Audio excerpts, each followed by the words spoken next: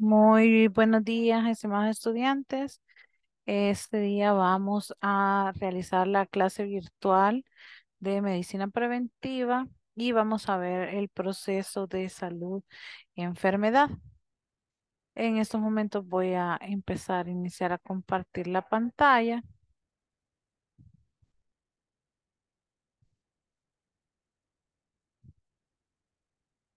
y vamos a dar inicio a la clase de este día.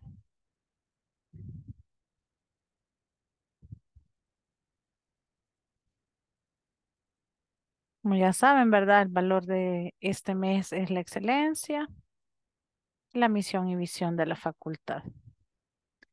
Este día vamos a estar tomando el tema de proceso de salud y enfermedad y la cadena epidemiológica.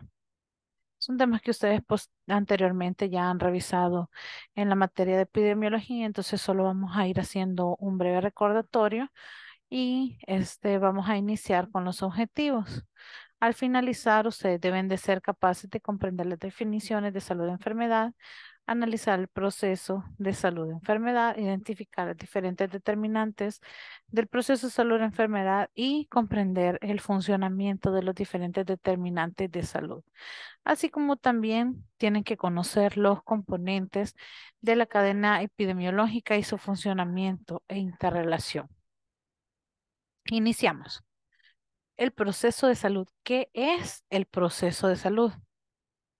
Pues bien, comentarles que el proceso de salud es el completo bienestar físico, mental y social y no solamente la ausencia de afecciones o enfermedades. Este es un concepto que es brindado por la OMS y que se utiliza siempre y a nivel mundial es el más reconocido.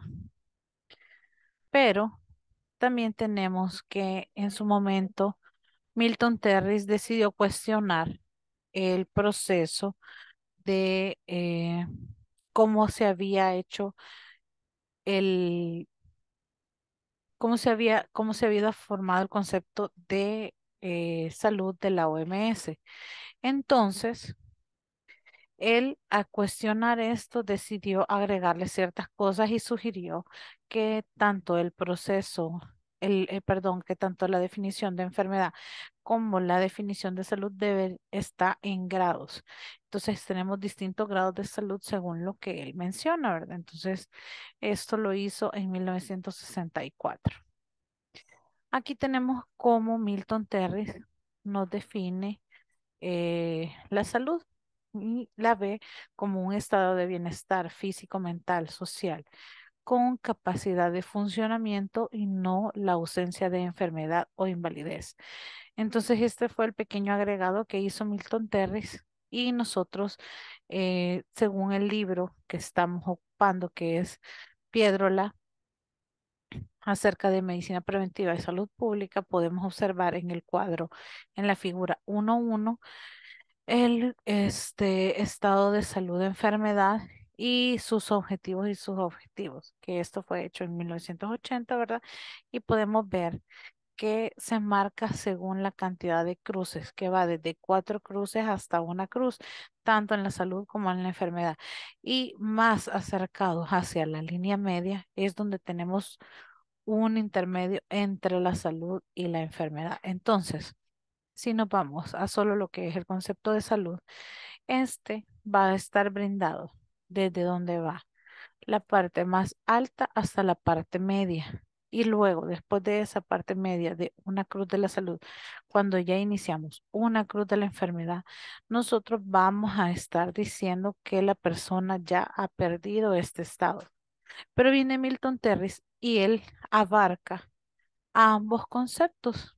Entonces, entre más salud tengamos nosotros, menor va a ser la cantidad de enfermedad. Siendo esto de tal forma que si nosotros abarcamos los dos, vamos a ver la capacidad de funcionamiento del ser humano. Y por eso es que hace referencia a este cuadro.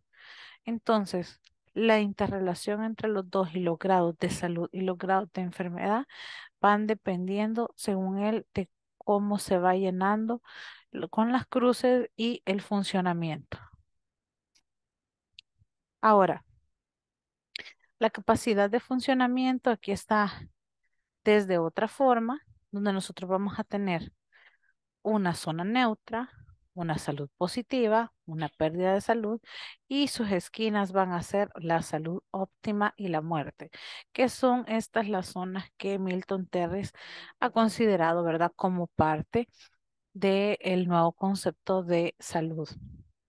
Entonces se suprime el concepto de salud de la OMS y se desarrolla el modelo de salud y la enfermedad en forma continua. Este modelo pone en un extremo la muerte y en el otro extremo la salud óptima. Entonces los niveles de salud y enfermedad en realidad están midiéndose, son complementarios. Ahora vamos a ver un concepto holístico de salud, que es el estado de bienestar físico, mental, social, espiritual y emocional que nos permite seguir viviendo porque supera los obstáculos que el vivir encuentra a su paso. Vamos a pasar ahora a ver qué entendemos por enfermedad. ¿A qué nos referimos con este concepto de enfermedad? Entonces, lo definimos a la enfermedad como la capacidad que tienen los organismos para adaptarse a diferentes estímulos, o sea, la capacidad de la adaptabilidad de la célula, ya sea en estrés o en toxicidad o el medio ambiente en el que vivan y también los cambios en la alimentación. Entonces, la enfermedad, por ende, es una falta de adaptación del cuerpo a al estrés vivido y al medio ambiente, y dependiendo de los diferentes estímulos que nosotros encontremos.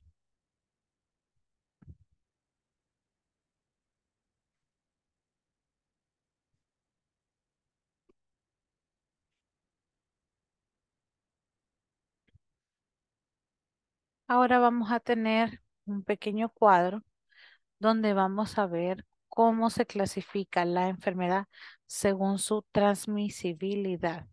Entonces vamos a tener que se clasifica en enfermedades transmisibles y en enfermedades no transmisibles. Por ende, las enfermedades no transmisibles son aquellas que conocemos como enfermedades crónicas. Y estas no se transmiten de persona a persona, sino que más bien son hereditarias en la mayoría de las ocasiones y también son de larga duración. Tienen una evolución lenta en el tiempo y muchas veces no se conoce bien su etiopatogenia, pero si nosotros empezamos a hablar acerca de hipertensión, de diabetes o de cualquier otra enfermedad crónica, este, ya vamos a poder ver que eh, realmente estas enfermedades sí se conocen muchas de ellas su etiopatogenia. En cambio, en las enfermedades transmisibles son cualquier enfermedad causada por un agente infeccioso o sus productos tóxicos que se produce por la transmisión de este agente desde un huésped infectado o un reservorio inanimado a un huésped susceptible. ¿Qué nos quiere decir?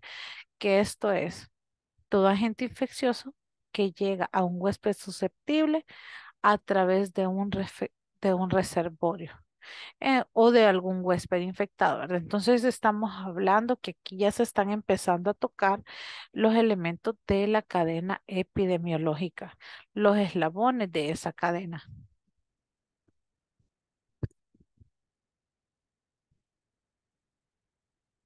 Ahora vamos a ver otra forma de clasificación de las enfermedades que es según su aparición en el tiempo.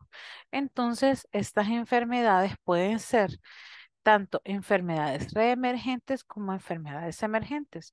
Si estamos hablando de enfermedades reemergentes, nos referimos a que su resurgimiento ya había sido, estas enfermedades en el pasado habían sido erradicadas o teníamos una incidencia de las mismas que estaba disminuida. Luego, también son estas enfermedades infecciosas conocidas y que después de no constituir un problema de salud, aparecen a menudo cobrando proporciones epidémicas.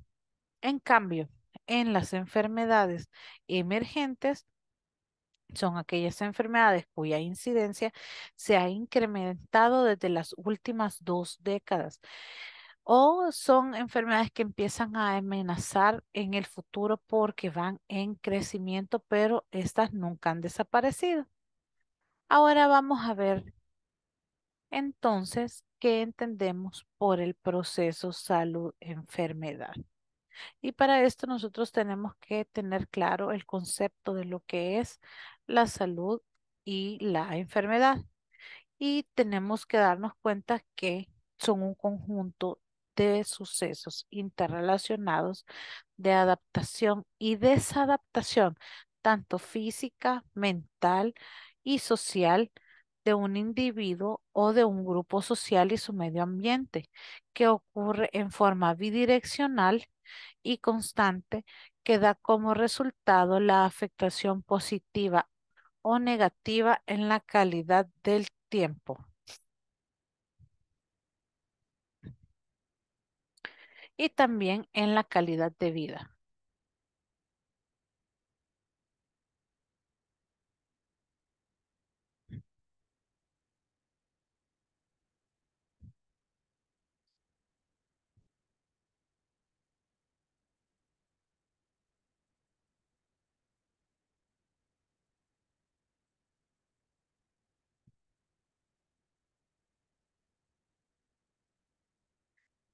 Continuando,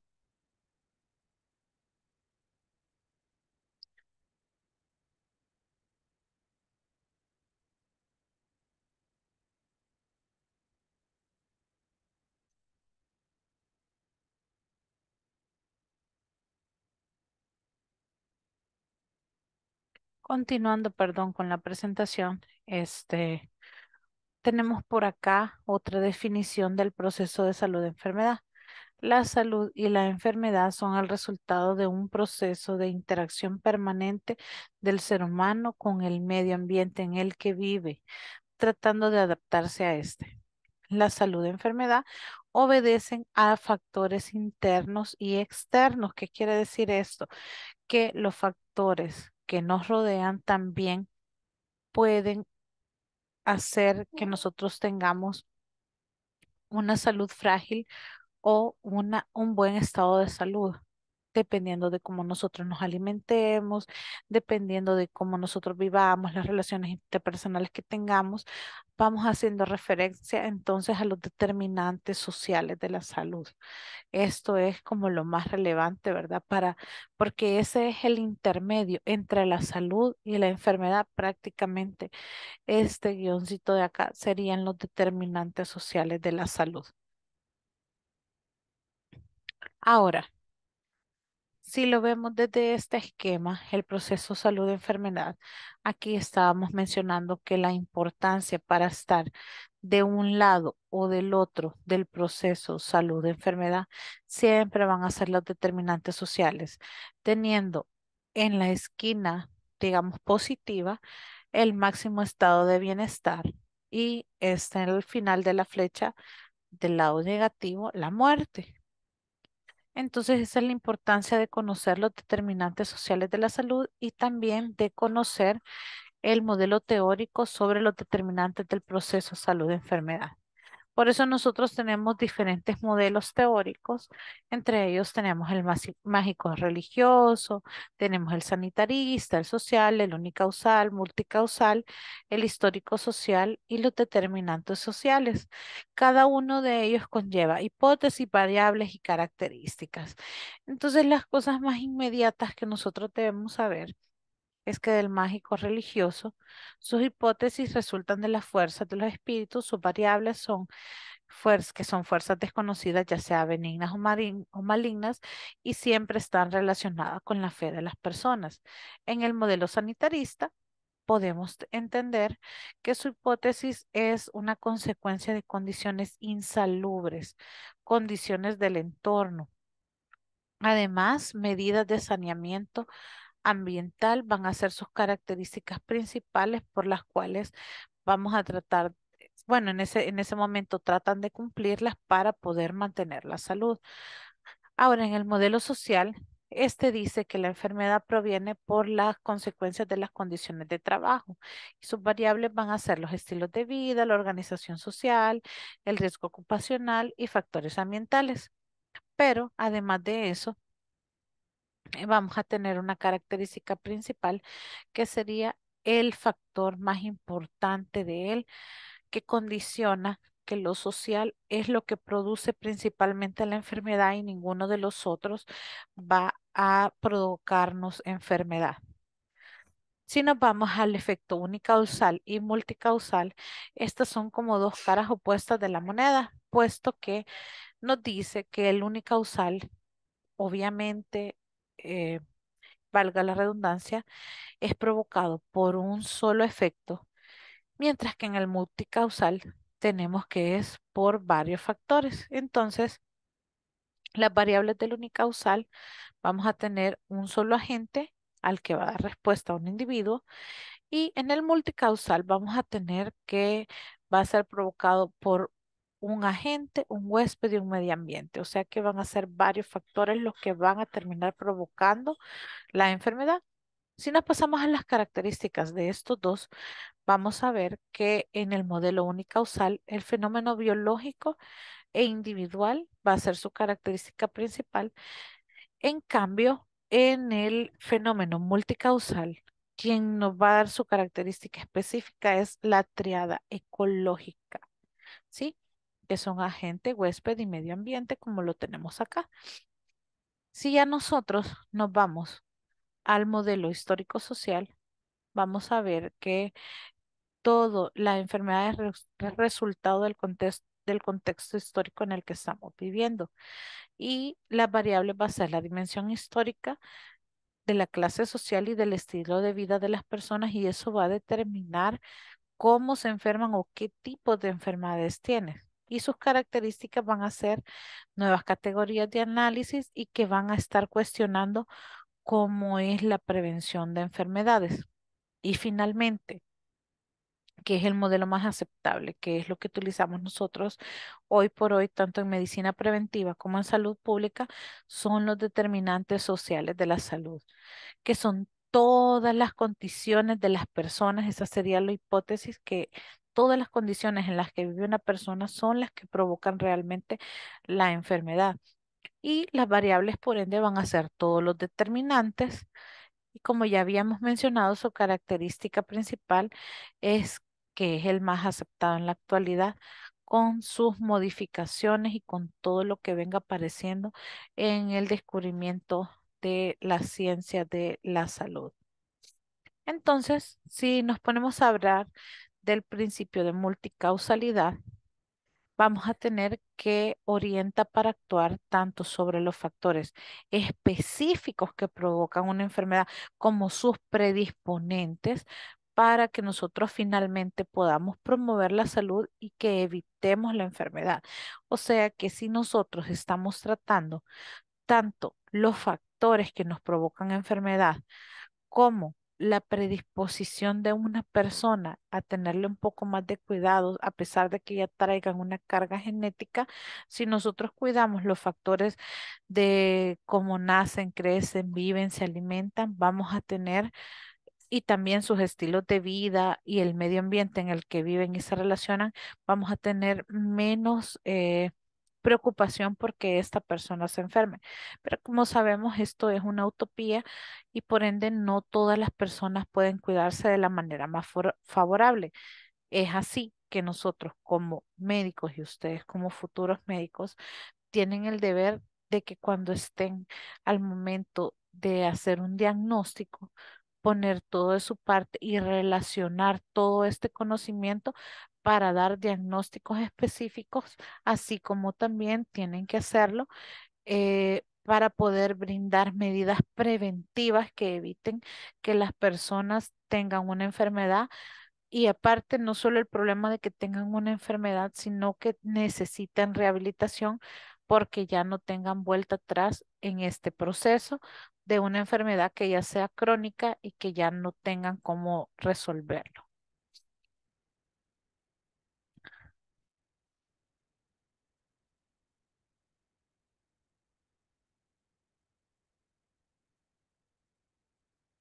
Ahora vamos a ver los elementos psicológicos, culturales y sociales. Entonces vamos a tener que todos estos factores que ustedes pueden observar están relacionados con la salud de la enfermedad.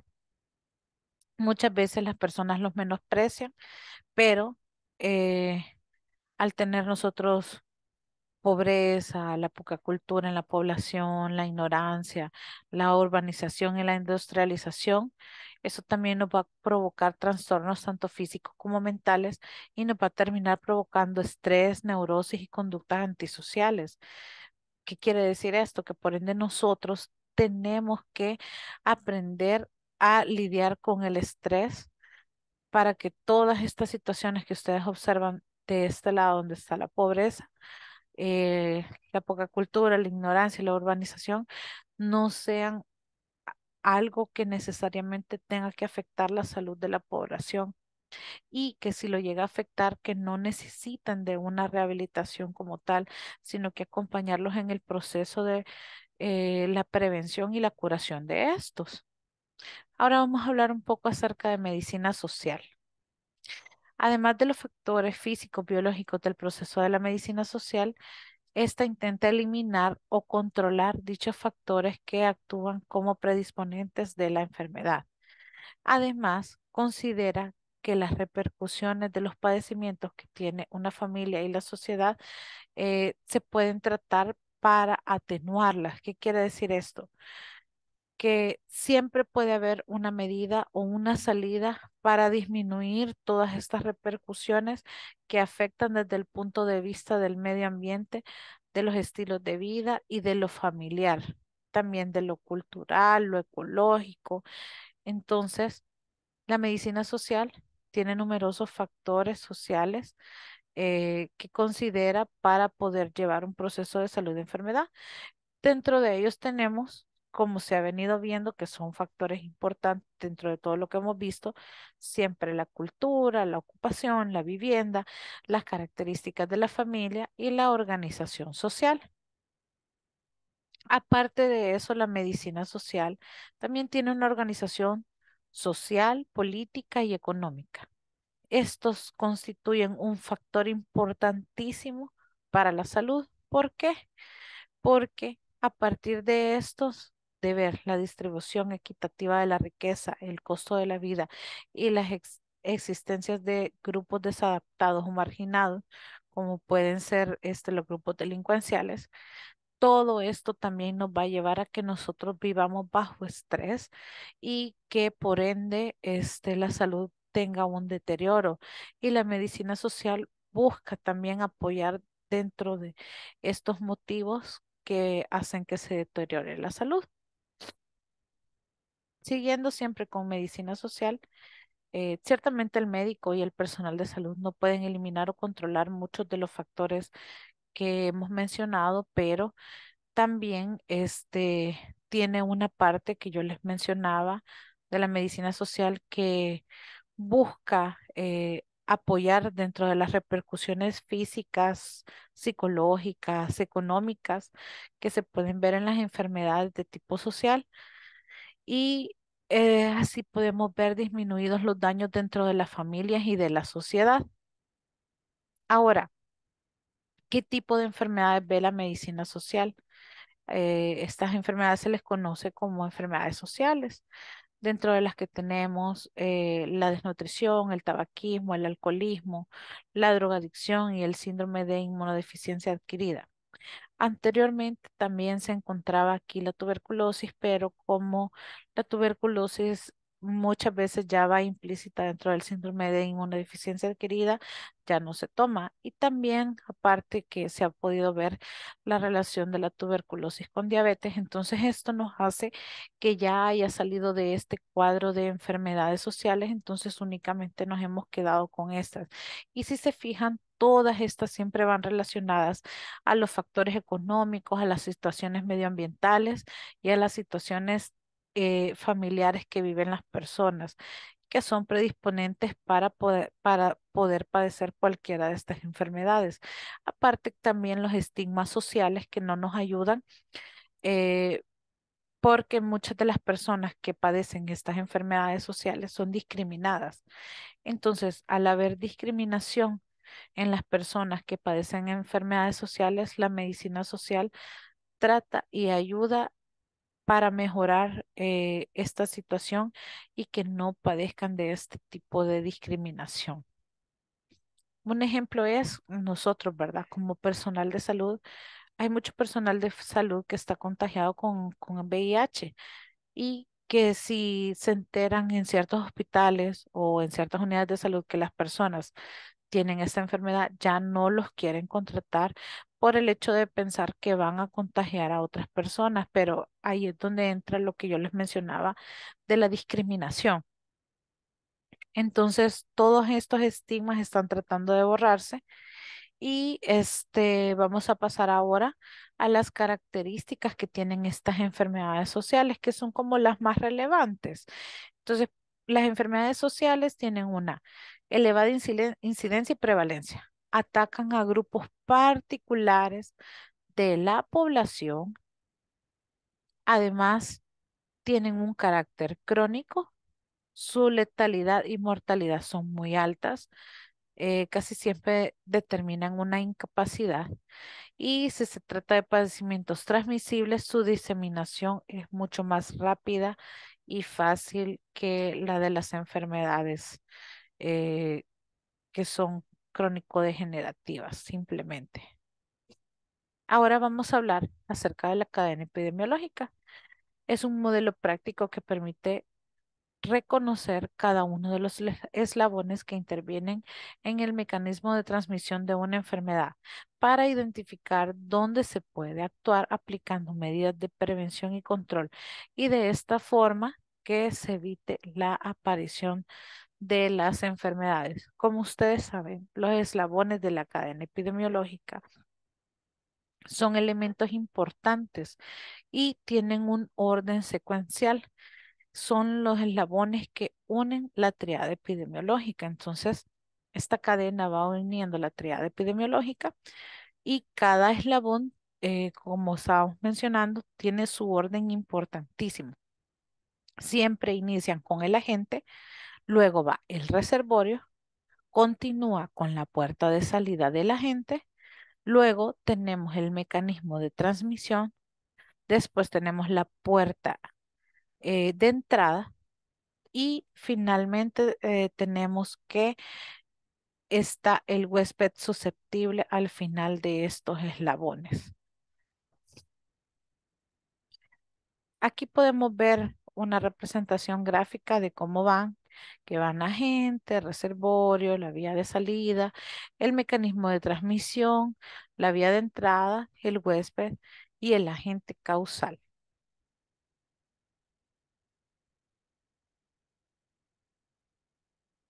Ahora vamos a hablar del agente infeccioso. Todos estos ya los vimos anteriormente en epidemiología, entonces solo es como recordar un poco, ¿verdad? Los conceptos y qué más o menos hacen. Entonces, tenemos que un agente infeccioso es todo ser vivo que favorece, desarrolla e inicia el proceso de una infección.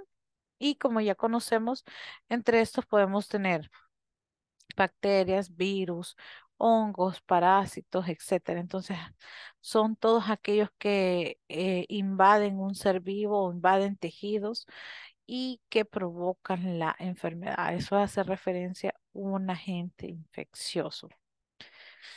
Ahora, Las características de estos agentes infecciosos también ya las vimos anteriormente en epidemiología y son la infectividad, patogenicidad, virulencia, letalidad, el poder antigénico o inmunogénico y la mutación. En el material complementario, en el libro de Piedrola, como ya habíamos hablado, ahí están como más detalladas todos estos conceptos. Vamos a pasar al siguiente eslabón de la cadena epidemiológica, que es el reservorio. ¿A qué nos referimos con reservorio? Es el lugar donde todos los agentes crecen y se multiplican, los agentes etiológicos, y pueden ser una persona, un animal, un artrópodo, una planta, el agua, sustancias orgánicas, etcétera. Entonces es como que digamos su casita, es su hábitat natural, es donde vive normalmente el agente infeccioso. Luego vamos a tener la fuente de infección, que es todo ser vivo que alberga y disemina un agente infeccioso. Además se considera así el elemento directamente infectante, desde el cual el agente infeccioso pasa a un nuevo huésped susceptible.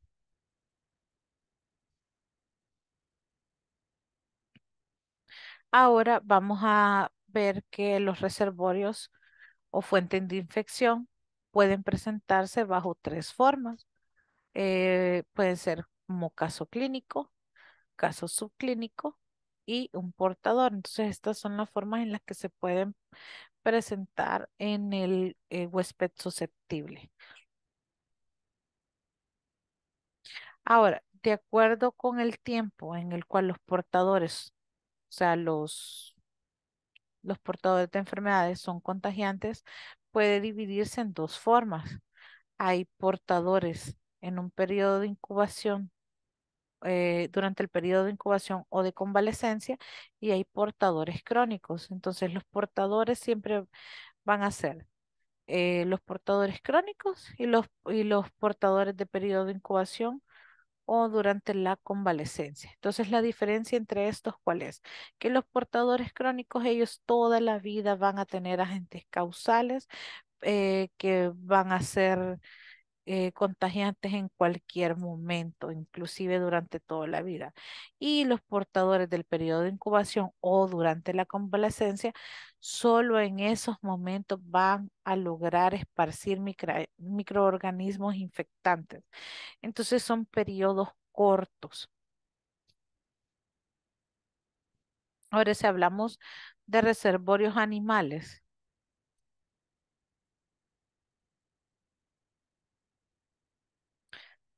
si hablamos de reservorios animales, perdón, vamos a hablar de la vía de salida.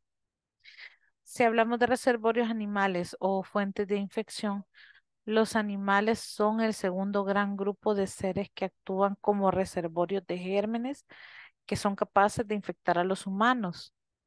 Entonces, el grupo de enfermedades infecciosas que bajo condiciones naturales son transmitidas por los animales, las conocemos como zoonosis, que es un término que ya deberían de saberlo por todo lo que han visto en ciclos pasados y lo que se ha estado hablando, ¿verdad? Entonces, la zoonosis no es más que todas las enfermedades que son transmitidas por contacto con animales infectados con agentes infecciosos específicos que viven en ellos.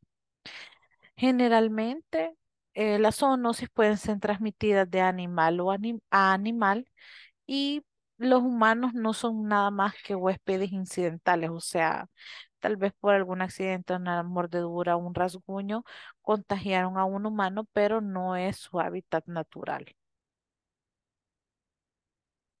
Ahora, si hablamos de las vías de salida, se define como el sitio específico del organismo por donde sale el agente infeccioso hacia la fuente de infección, desde la fuente de infección.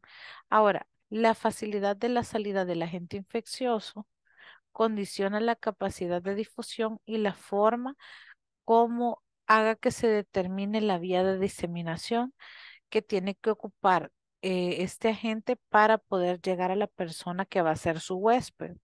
Entonces, esto no es más que decir que es la forma en la que a partir de que salga un agente infeccioso desde su reservorio para llegar hasta su nuevo huésped y cómo va a hacer este viaje. Obviamente, este viaje lo va a realizar a través de su mecanismo de transmisión.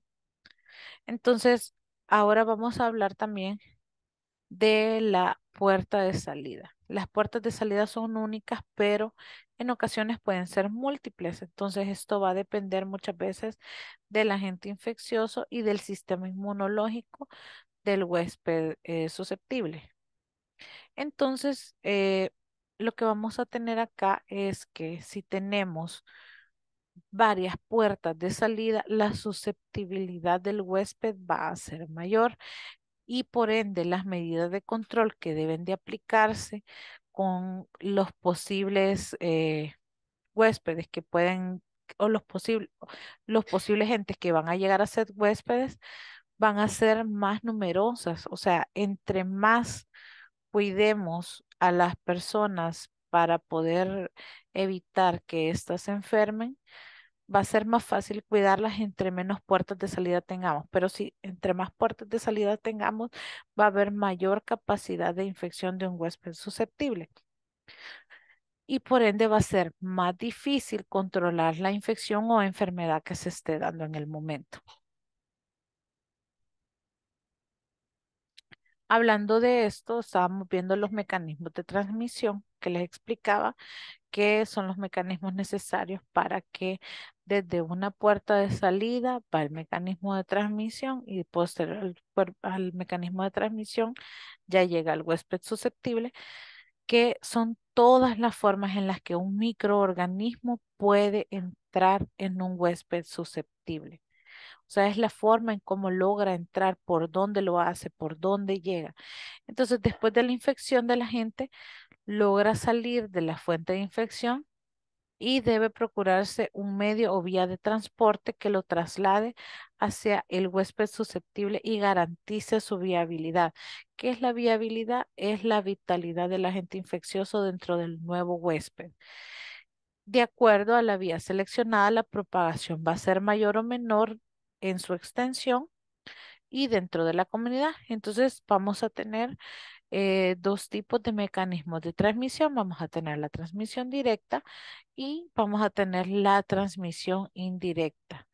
Cada uno de ellos tiene diferentes formas de realizarse. La transmisión directa es el agente que pasa de una persona a otra sin intervención de objetos o intermediarios, que solo es el contacto físico entre persona y persona. Y esta transmisión se da más que todo cuando, a pesar de que está el contacto directo, eh, tenemos un huésped altamente susceptible y también un ejemplo de esto lo podemos ver en las enfermedades de transmisión sexual. Otra forma de transmisión directa es a través de la inhalación de gérmenes que son exhalados por otra persona, como en el caso de la gripe o cuando se tose o se estornuda. También las transfusiones sanguíneas y las infecciones transplacentarias, que son las que se producen de madre a feto. Al mismo tiempo, también pueden ser las de vía,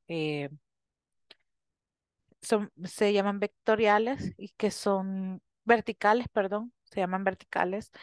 Y estas son cuando son de madre hacia su hijo en la lactancia materna.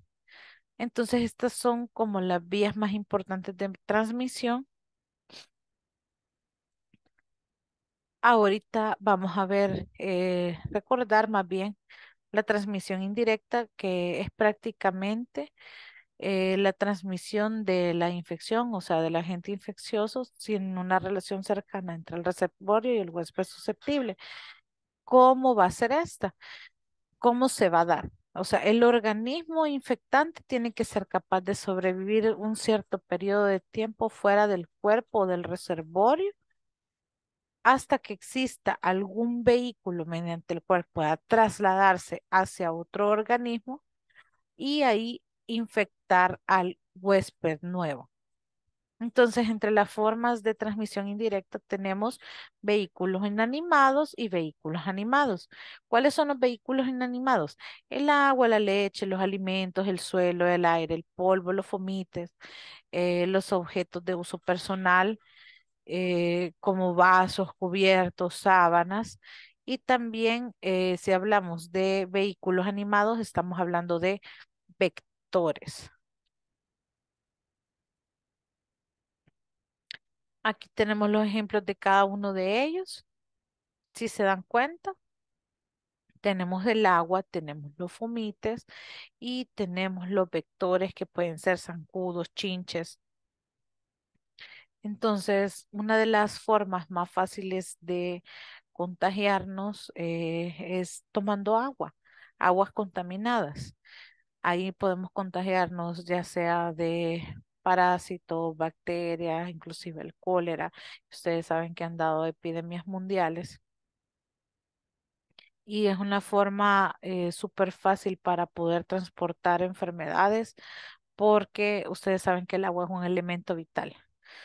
También tenemos los vectores, como los zancudos en el caso del dengue. Ustedes saben de que no se puede controlar totalmente el zancudo, pero se dan las acciones preventivas para poder realizarlo.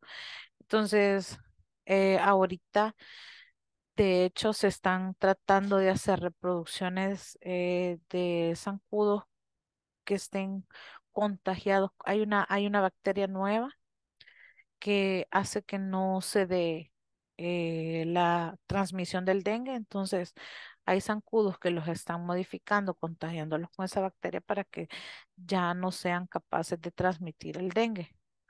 Si nos pasamos a la otra forma de transmisión indirecta, vamos a poder ver los fomites, los peines, las jeringas, cubiertos, que son todos los objetos que pueden utilizarse de una persona a otra, pero recordemos que tienen que tener la capacidad de vivir fuera del reservorio para poder hacer la infección del nuevo huésped. Esta es una tablita de resumen para que vean cómo se dan los mecanismos de transmisión, tanto la directa como la indirecta, y lo pueden ampliar un poco más en el libro en Piedrola, que es lo que estamos utilizando ahorita como principal bibliografía. Ahora, la puerta de entrada, siempre dentro de la cadena epidemiológica, se encuentra en la puerta que permanece y es intermitente, permanente e intermitente. Entonces es aquel sitio del huésped que es susceptible por donde entra un agente infeccioso. Generalmente coincide con las mismas puertas de salida, que pueden ser la respiratoria, la digestiva, urinaria, la piel y las mucosas. Para que pueda ser infectante, o sea, para que se pueda dar la infección el agente infeccioso tiene que entrar a través de una herida, o sea, a través de una solución de continuidad. Entonces, a las heridas se le llama de esta forma, médicamente, ¿verdad? Cuando estamos explicando las situaciones de la contaminación dentro eh, de la cadena epidemiológica y de la triada ecológica. Ahora, estas soluciones de continuidad son la puerta específica de entrada para cualquier microorganismo, toda vez y cuando ya se haya tenido contacto con un agente infeccioso, y después de ahí es cuando ya se dan todos los signos y los síntomas de la enfermedad una vez que ya hayan entrado, dependiendo también si hay periodo de incubación o no. Podemos decir entonces que la puerta de entrada puede producirse mediante la ingestión, inhalación, la inyección percutánea o a través de las mucosas o de la placenta. Y finalmente, el último eslabón de la cadena es el huésped susceptible, que es la persona o animal o animal que adquiere la enfermedad por no tener una resistencia inmunitaria y su susceptibilidad va a depender de varias características que van a ser propias del huésped, como la edad, el sexo, el grupo étnico que pertenecen, la herencia, o sea, su genética, comportamientos culturales, condiciones ambientales y geográficas, la nutrición, la inmunidad adquirida, hormonas, la presencia de enfermedades recurrentes. Todos estos factores van a hacer que un huésped sea más o menos susceptible a poder expresar una enfermedad o a poder pelear contra algún patógeno que haya entrado en el cuerpo. Finalmente, acá les quiero colocar un ejemplo, ¿verdad? De los eslabones de la cadena de transmisión de las diarreas para que ustedes lo vayan viendo y lo vayan revisando, que vean cómo se da. Y también tenemos el ejemplo de el SARS-CoV-2, o sea, del COVID, cómo es la cadena de transmisión de esta, para que puedan apreciar cómo se va haciendo una cadena de transmisión epidemiológica. Y finalmente vamos a tener un pequeño caso clínico para que ustedes lo puedan revisar y una vez que lo hayan revisado, lo hayan leído correctamente, vamos a dar contestación a 5 pequeñas preguntas. Esas preguntas voy a pedir de favor que me las entreguen contestadas en una paginita de papel bond corto, o sea, no quiero que sea demasiado largo, sino que son en la parte de enfrente de una página de papel bond y me la entreguen el día de mañana con los representantes que con ellos me las manden en alrededor de las 8:30 de la mañana, que me las traigan los representantes al departamento. Entonces se los voy a agradecer. Y si tienen alguna duda o pregunta acerca de la clase o del caso, nos quedamos en comunicación a través del aula virtual. Se les va a avisar posteriormente cómo vamos a continuar con las clases, pero esta semana sí nos vamos a quedar vía virtual. La otra semana posiblemente ya se reanuden las clases vía presencial. Gracias por todo y nos vemos primeramente Dios mañana.